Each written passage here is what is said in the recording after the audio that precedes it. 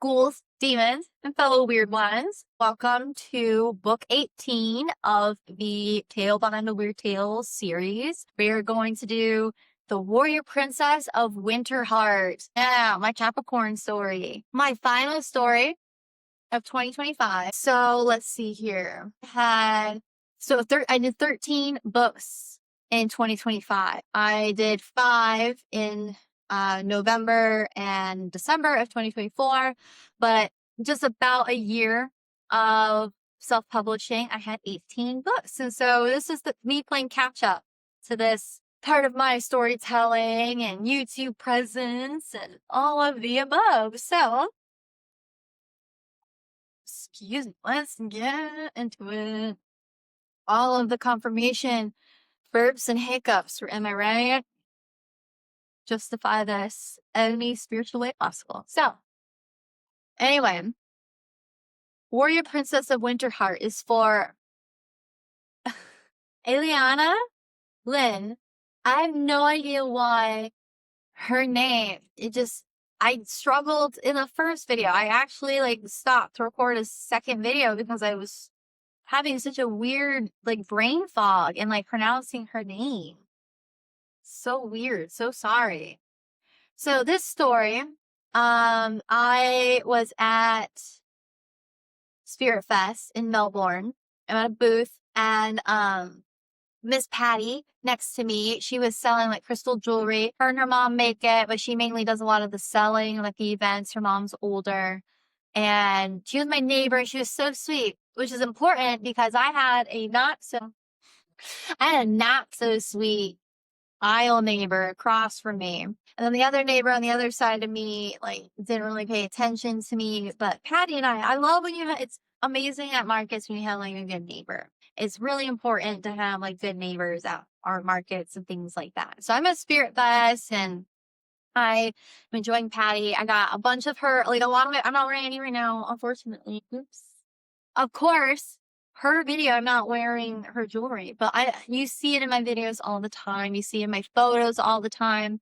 My crystal bracelets are all from Miss Patty. And I would love even more jewelry from her. Just phenomenal work. Gorgeous work, energy, everything. Absolutely love it.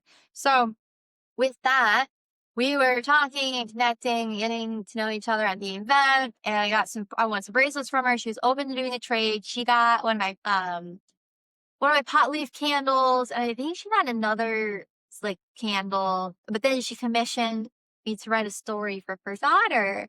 And because I had my books on display, she told me how cool it was and how awesome and everything. And so it was very exciting. Because it was one of my first commissioned books like that. All my other stories I initiated, but she was like, no, I want you to do this for my daughter. And so I got super excited, but then she's like, you have to wait. You can't do it now. You can't give it to me early. You have to wait to where I can give it to her for her birthday. Capricorn season after she goes, because I'll ruin the surprise and give it to her. So you have to wait. So, which was not good for me and certain procrastination behaviors that I have. But I was working on the story the whole time. So I didn't want to get behind on it. But what was upsetting to me is the one time in my life I'm trying not to procrastinate. The story's not coming to me. I'm sitting and I'm meditating and working on it. I'm like, why is this so hard? I'm like, well, maybe because I haven't met her. Maybe I need more. Maybe I can't be commissioned for stories like this. I was questioning myself, my intuition, my talent, my everything.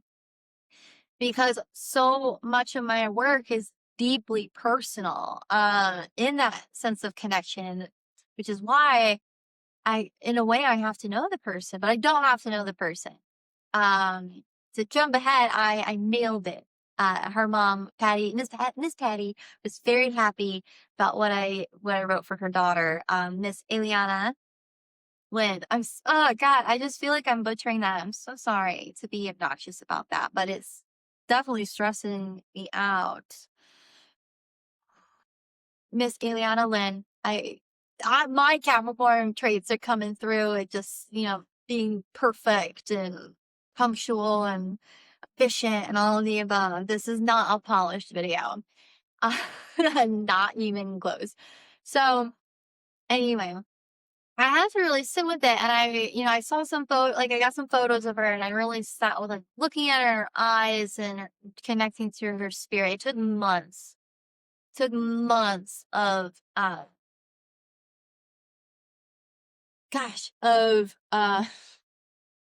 it took months of meditation and connection, and this was obviously a longevity and legacy story.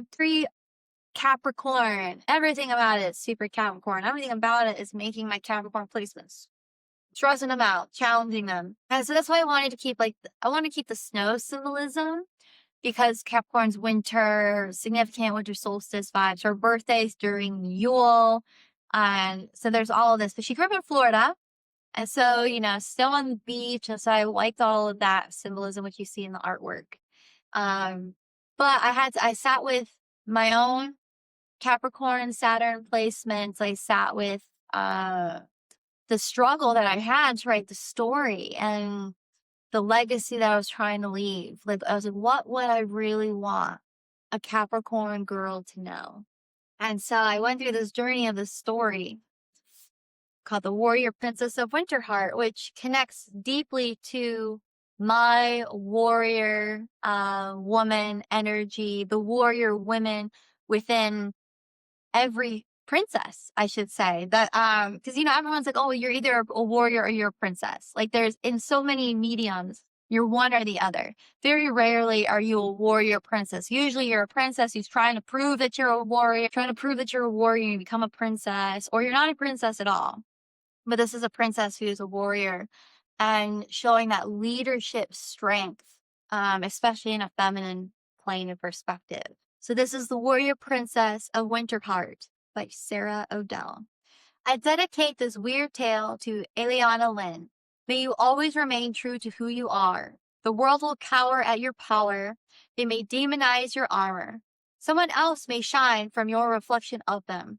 Remain in a space of love. Love for yourself, love for the humanity of others, and love for the beauty in standing out from the crowd.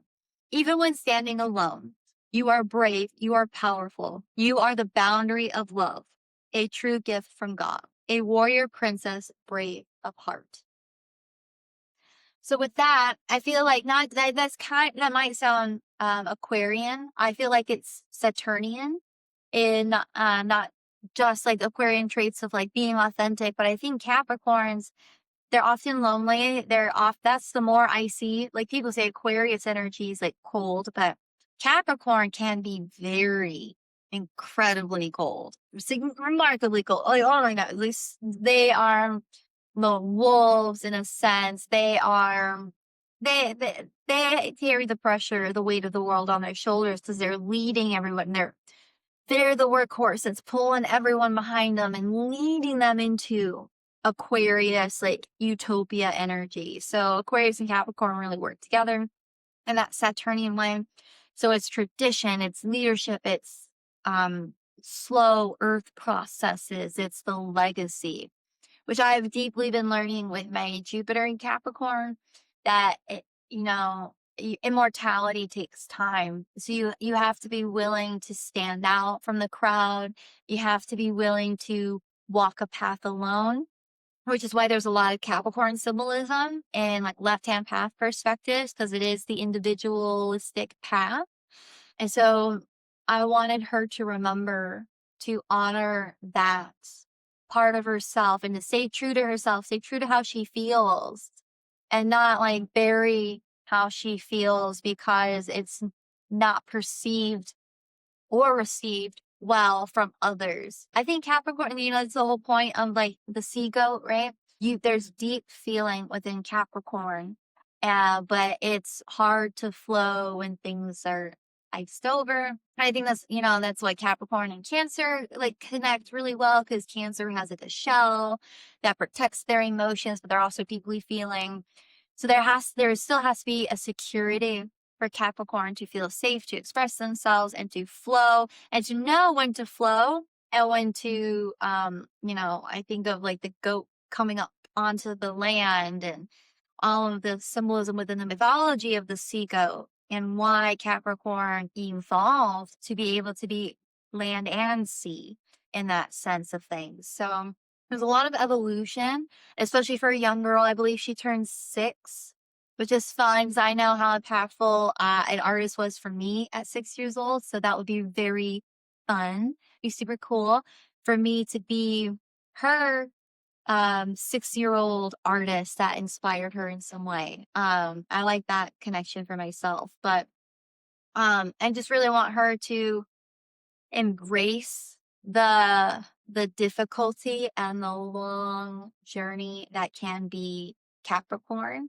and find beauty in that process. Like there's purpose to patience, there's purpose to evolution, there is a need for adaptability and having the dual strengths. You know, you have to honor both sides of your pole. And I think that Capricorn really concludes Earth sign energy in that way, because Earth, the planet, it needs water and land to survive. And Capricorn will survive, even if they are surviving alone. And so, not getting lost in the loneliness, not isolating yourself too much, but finding power in the isolation and the solitude, but still remaining open and flowing to the transitions of the world. So, it's not remaining too fixed, which is funny. Because Capricorns are real stubborn.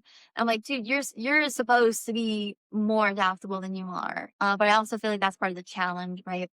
So there is a lot of soul challenges that can come from being a Capricorn sun and a Capricorn dominant person or energy, and finding that ability to not focus so much on the sea or the goat aspect of yourself, but embracing yourself as a paradox.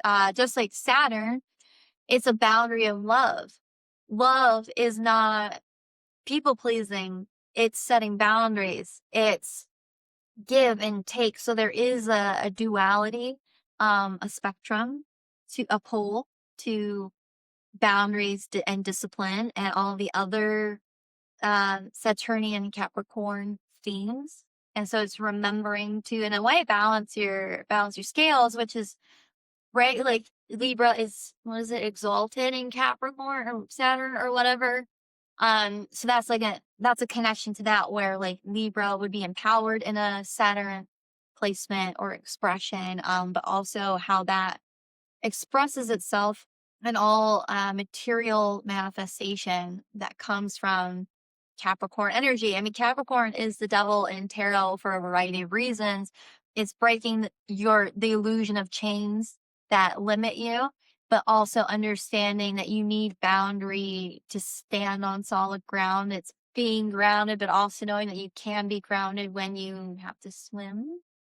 Yeah, it goes back and forth with a variety of different themes. But this story, one of my first like deeply commissioned stories, and it kind of drew me to the conclusion. Because one, the mom told me, Miss Patty told me that I didn't charge enough for what I offered, which has been a huge lesson of mine in so many ways. People have been telling me I've been overcharging the whole time. I obviously have been undercharging myself. And so it's making sure I charge what I worth, but it's also like aligning myself with the process. I loved this challenge, and if someone commissions a story from me, I don't want to turn it down. However, it gave me a huge insight. If I'm going to honor my own path, my own sense of being, and I don't need to follow the crowd and what others are telling me to offer. I need to offer what I'm going to offer and lead the way for those who choose to follow behind me. And those who choose to remain where they are, there's nothing wrong with that either. So yeah, it's a beautiful story. There's beach and tropical, but also like winter symbolism. I think there's some fun complexities in the artwork of the story and in how the story comes through to embrace your individuality and to break free of the chains, which so like the devil that has these chains that be societal structures. because Capricorn, you're supposed to be pushing the boundaries. You honor tradition, but only tradition that works. Now, if the tradition no longer works, you have to, the ram, you have to break through it and then flow, like that's how Capricorn and Aquarius work hand in hand with one another.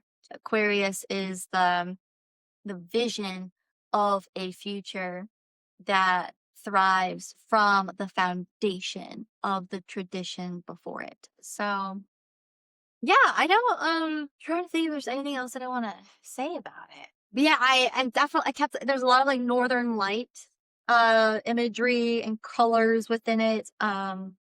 Which I got from she really likes K-pop demon hunters, and so there's just a couple images that was sent to me with like how her makeup was with like the colors, and I felt like it was I don't know, it felt when it was wintry and Capricorny, but still like feminine and soft, and I guess it's remembering the softness that is within like the ice of things, I guess.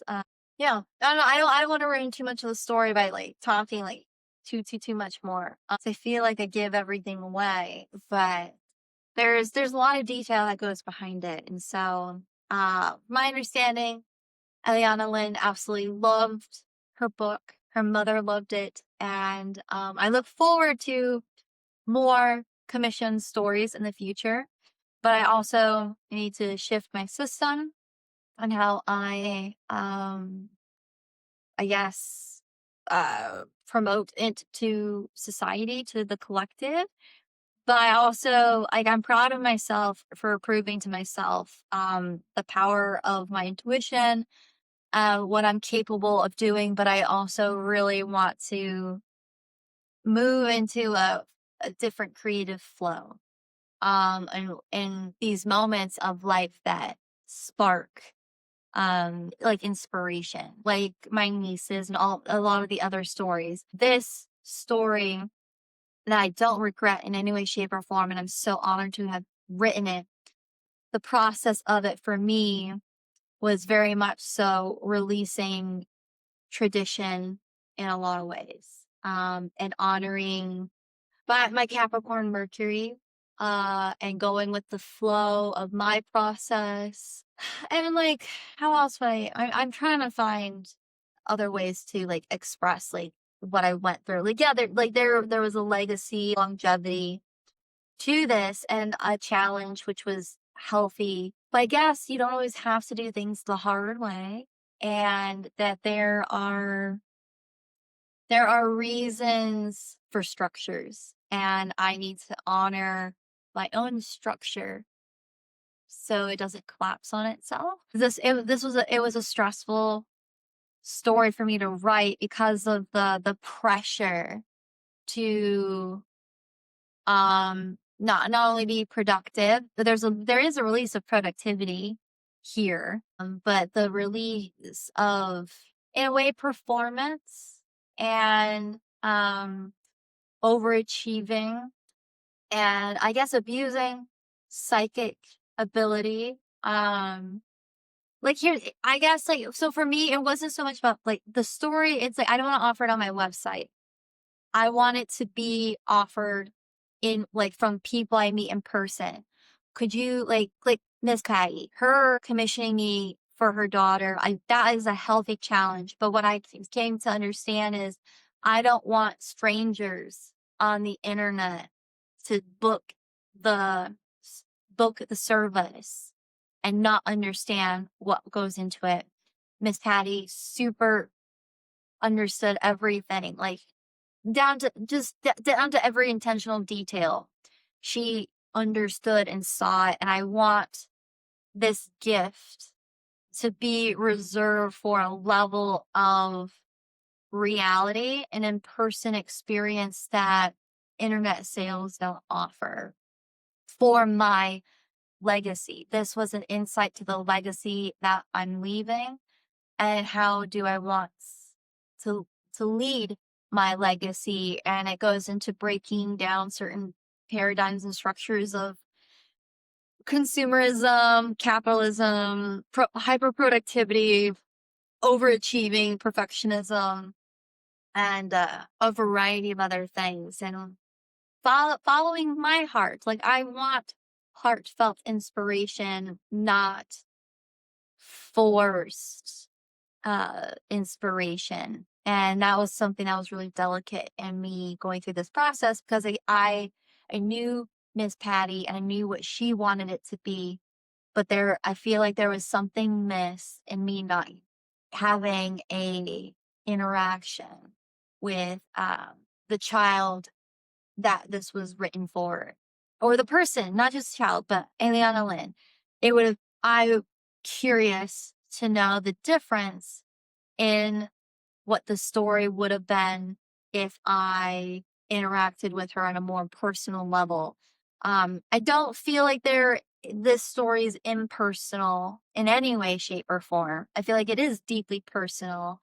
But I realize the depth of personality, sentiment that I want within my stories. And I think that is the melting of the winter heart, right? The ice around the heart, the protective layer around the heart of allowing me to write deeply vulnerable, emotional, sentimental art pieces for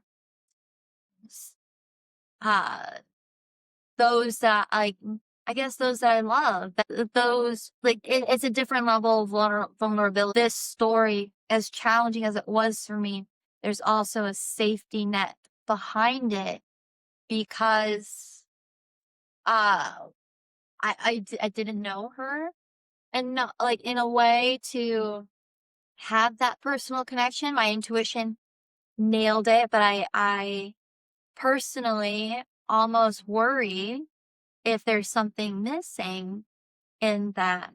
And that's something that I don't want to be missed in my stories moving forward. But then, because I feel like I projected a lot of myself into this story specifically. And that was one of the ways that I got through it, is it's like, well, how does my Capricorn energy and my Capricorn experience relate to the potentials that this child might face? And like, you can do that, through studying astrology and like generalizing things. But for me, I realized just how much I want to hit the target of the heart of the person that I'm writing for. And this was a huge initiation into myself. I see where I can, being the warrior princess myself, and I can fight for others, I can show love for others, and I can stand up for others. But I was reminding myself, as I'm giving her a message to stick up for herself, it's reminding me to stick up for myself. And part of sticking up for myself is setting these boundaries on what I will and will not offer in my creative business. And I think that that's the balance and flow of the sea goat. And because, Capricorn is all about their business and money and all of these things. And it's like, yeah, I could make a lot of money offering this really special talent to anyone, but I don't want to offer it to just anyone. If anything, I realize not so much exclusivity, because I don't like that, but not forcing production. And all of these other lessons that kind of came through it, that I feel like I've kind of like gurgitated in so many imperfect ways. But I love this story. I love what it represents. And I know that she deeply loved the story. Like I said, I don't regret it. I don't want it to sound negative in any way, because it was a really beautiful healing experience for me to go through. But it created a lot of shifts for how I choose to move forward. I broke a boundary. I shattered a boundary story, and embracing myself as my own warrior princess, melting the ice around the heart, and all of the above. Because that's a lesson of Capricorns, right? It's learning vulnerability, being comfortable with vulnerability, There's a lot of emotional lessons that come from a Capricorn energy. And so with my Mercury being in Capricorn in the 7th house, how I'm choosing to speak to people on an emotional plane to bridge and build relationships is significant. And so a new depth of intention behind my work. As I go through this journey of everything, I want to remain in creation from personal lived experience, commissioned, mass produced things, like artists who I don't, and the same with my candles. I like being commissioned for intuitive candle designs, but I want to honor more of my gift giving nature. And that's something that I give really great gifts and care packages, and I want that intention of gifts to be within it. Like when I make a candle for somebody, I guess if when people commission you for something, it's just like a tattoo artist. That could be like another like metaphor. Like, oh, here's the design, tattoo it. And there's a lot of artists who don't like that. They want to be able to create a design, and they want people to want their design tattooed on their body. And I feel like when you're a tattoo artist, that might be, you kind of have to go back and forth with things a little bit. But like, because, only so many people can tattoo, and sometimes people want a design. Like I think that's a complex conversation that I'm tangenting into. But for me, yes, I can be commissioned. I have the talent. I have the skill. I have the ability to be commissioned to create anything for anyone. And they can give me parameters. And I can create something beautiful, but I don't want to do that anymore. I really want it to be my art being a gift to the world. And so I want to continue to create. So like with candles, like I'll still do like intuitive designs, but like it's gonna be someone who talks to me like, hey, I really want a candle, like go for it. But I don't want, I guess I don't want too many, and I've kind of been doing it that way. But where I'm like, but also people can tell me as much as they want or as little as they want. But I kind of want to go into the, hey, I thought of you and I made this candle. It like that, the gift aspect to it has been what's missing in my business. And so I really want to preserve the gift that I'm giving. And so that is going to be expressed in how I choose to offer my services. And I think that'll make me happier. And I think that'll help flow in the abundance, because that's something that's been missing in this journey of mine, is the emotional connection. Even though like it's been strong, it's been there the whole time.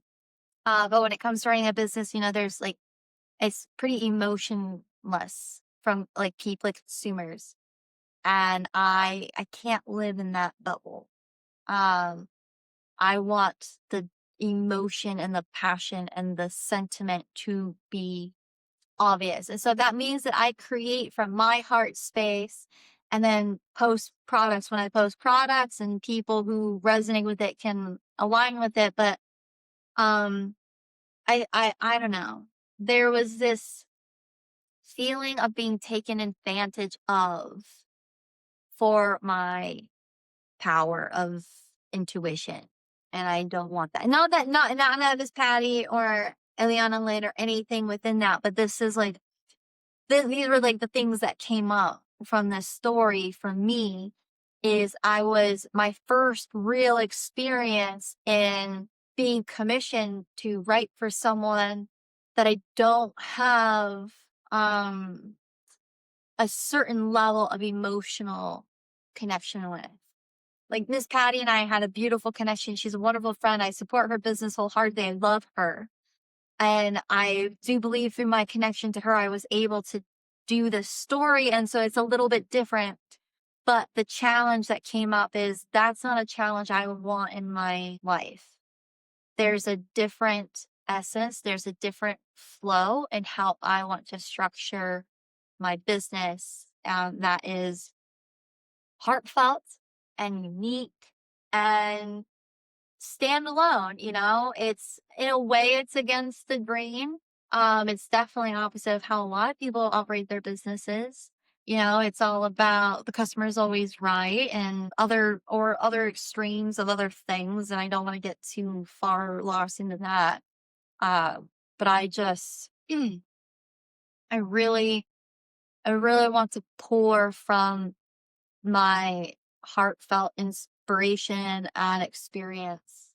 If any of that makes sense in like the differentiation of things. And so perhaps this story kind of helps Eliana Lynn and all Capricorns, like I said, like live your life and lead it alone. Don't be afraid to be alone in what it is that you're doing. You know, so I offered so many services because it was mentioned to me like, oh, you can like let people commission you. Like, especially when you're an artist, that's something a lot of people push is to allow for commissions. There's a thought in it, and that I still like, I don't think it's wrong, but I think that there should be, I guess, a right to deny commission. Or when someone purchases something from you, you don't always have like to backtrack on it. It can be a headache.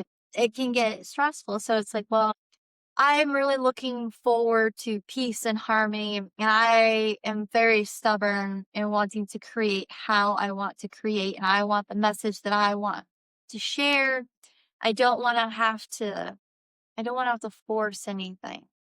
Um and so I had to break through that boundary to then flow through wherever this is leading me. And I guess maybe actually giving me the pace, the longevity, the freedom, the flow, to repeat that fucking word, to do what it is that I need to do. I've been spending so much of my time and energy structuring things in the way that I thought people would want me to do it.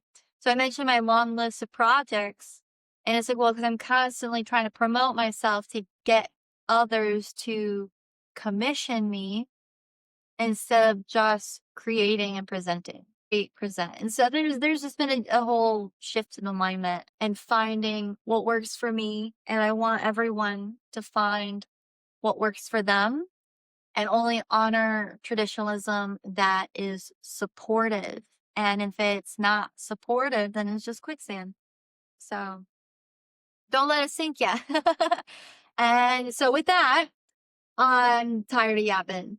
And I don't know if I'm even making my points. Part of me feels like I've put my foot in my mouth in a variety of different ways. So I know this was understood and like some of the changes that I'm making and how the story influenced or inspired. I like inspired better than influenced. Inspired, inspired those changes. And I'm really excited for where my life is going to go. And this is all connected into the year of the snake. I think it's like reasonable. And this was one of my final stories of this lunar year, the 2025 season, and all of these other shifts that I'm making as we lead into the fire horse, right? So I think that that's significant and beautiful and fun and exciting and a beautiful cycle closure for myself, and how I'm choosing to show up for myself, my art, my life, my family, my business in the future. So awesome. Yeah, so subscribe, have access to all of the stories, and or ask me to print a physical book for you. I'll sign it. Or you can buy an individual digital copy at the store. But thanks for listening. And that was the tale behind book 18 of my Weird Tales.